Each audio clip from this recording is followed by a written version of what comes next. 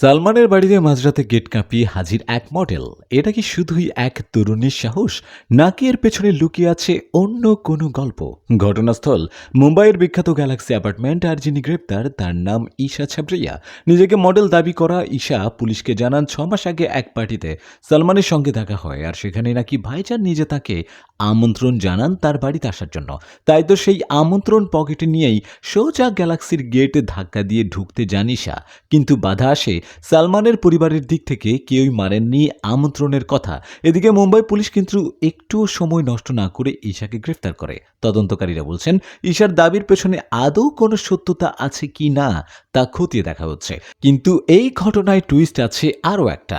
20 মে ছত্তিশগড় থেকে আসা এক যুবক নাম জিতেন্দ্র কুমার সিং, তিনিও অনুপ্রবেশের দায়ে ধরা পড়েছেন। তার দাবি, আমি ভাইজানের সবচেয়ে বড় ফ্যান। কমেন্টে লিখে জানাও, তুমি বলো ঈশা কি নির্দোষ, নাকি ভাইজানের নাম ভাঙিয়ে ভাইরাল হওয়ার খেলা?